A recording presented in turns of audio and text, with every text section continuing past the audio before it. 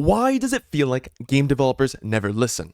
Is a question that should probably be rephrased as, why does it take game developers so long to listen? We have another question from Nocturne. Are you looking at doing some quality of life changes for the twins anytime soon? The twins. They are likely to be the next killer to see love. Final thing that we have for updates is the twins. So following that, we'll have the long-awaited update for the twins. Sometimes it takes 7 years to add something as simple as an FOV slider. And generally, if your community wants something, it's obvious to add it, right? Paradoxically, no. We have a backlog of things that we want to improve. It's a known issue that we also have in our backlog. This is certainly something that's in our backlog. And that fall into the backlog. That's in the backlog. A backlog is a list of changes game developers want to implement, but aren't able to.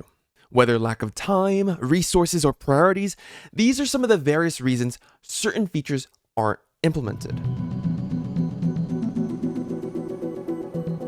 For a company who plans so far ahead, why do these features take so long to implement? We write up a nice big detailed design document and we finish reading and go, wow, this is fantastic, and there are much more important pressing matters to deal with. We only have so many hours in the day, so many people on the team, we don't have infinite resources, we do have to pick and choose. I argue it's due to the flaws within their design process.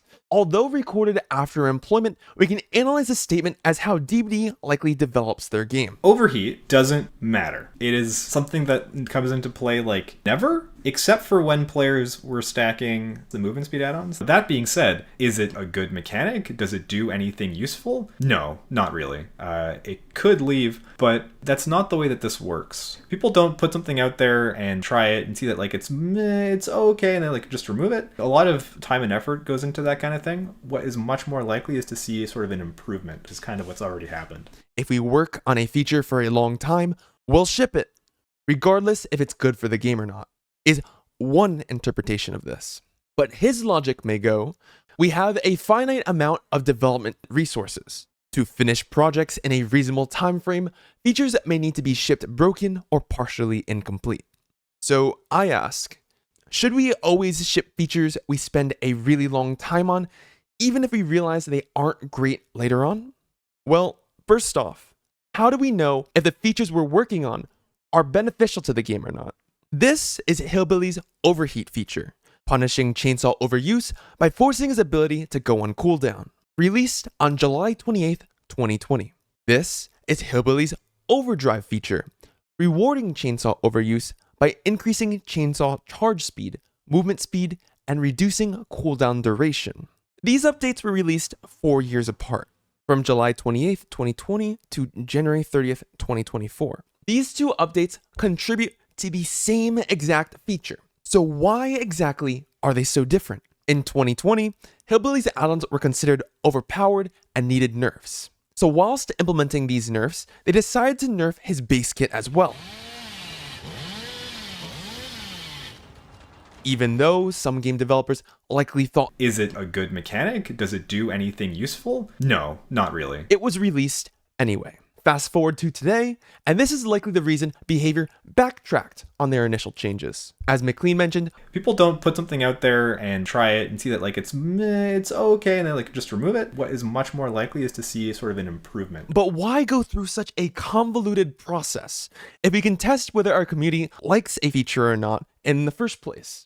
Should we just ignore community feedback if it conflicts with our update schedule? We have a killer that has a tracking capability, has an expose capability, and also has a stealth capability. But the problem is, she's not good at any of them. What I'm most worried about is we have yet another zoning style killer that is not fun to play, and it's not really that fun to play against. It's just a basic killer that has no chase appeal and doesn't do anything extraordinary or anything that's really, really fun. From the player playing their first match to the veterans playing 8 years, community tastes and opinions exist on a spectrum. Not only that, what players may like one day may completely change the next. This is why game developers may feel pressured. Overheat doesn't matter. Let killers be different. From different experiences with new killers, perks, quality of life, in-game mechanics, to chase this feeling of novelty, which originally drew players to our game in the first place. But is this fear irrational? To be chasing in the dark for new ways to engage our existing player base?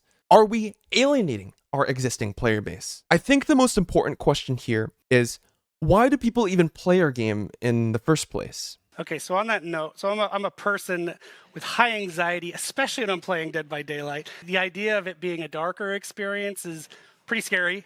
I'm assuming, was this part of the intention? Absolutely. In fact, when we were first internally testing with these modifiers, this one was an idea that we called dark and scary. Like, that was literally the pitch. Let's create something dark and scary.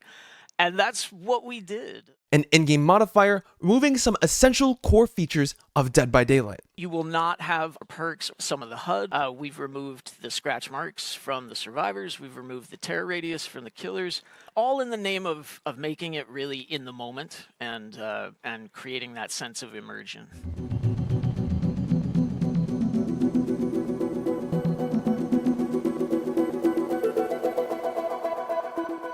Does our community miss DBD's old horror aesthetic? After 8 years of development, players have certainly gotten accustomed to this elaborate game of cat and mouse. And as fear becomes familiarity, our game gradually starts losing its horror touch. This may be why Behavior is experimenting with temporary game modes as a way to turn away from aimless novelty. It's meant to ratchet up that horror at the core of Dead by Daylight and the tension that comes with it. We've really got our ears open for feedback, so what you like, what you don't like, please let us know, and we'll keep that in mind for future releases. By systematically collecting data based on player tastes with horror aesthetic, immersion,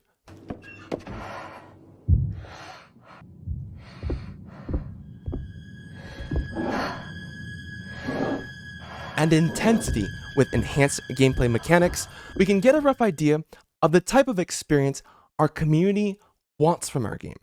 And I think that's brilliant. One of the main goals for the game design team is to explore new ways we can keep player experience fresh and fun for both new players and expert players with hundreds or even thousands of hours in the game. What is Dead by Daylight's ultimate endgame? I have a feeling to recreate the very experience every player felt when they first started playing Dead by Daylight in the first place.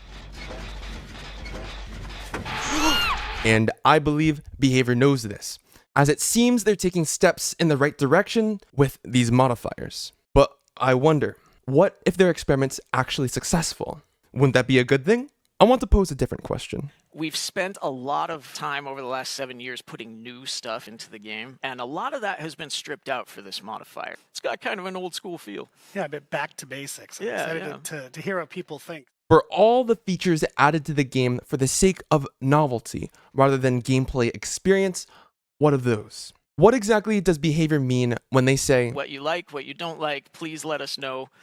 And, we'll keep that in mind for future releases. Is the current rendition of Dead by Daylight filled with too much bloat? What if Behavior comes to the conclusion that what DBD needs is not to add more to their game, but to subtract? Those who are spoiled get worse and worse. Those who are strict get better and better. This is a very pessimistic view towards the update. Those who are quite bad, when we hold their hands, they're holding on to these handicaps. They're not actually getting better at the game, and this update doesn't do anything to help them. A crossroad they've avoided in the past: SBMM, Ranks, Skull Merchant, Boon Circle of Healing, Overheat Mechanic. With a game barely changing its core gameplay mechanics in 8 years, there seems to be hope on the horizon. As these are the first steps Dead by Daylight must take in order to inject a sense of freshness and vitality to what was once considered repetitive and boring. With that ingenuity, that innovation, the most important fact of all this is that these game developers are actually showing their community they actually care.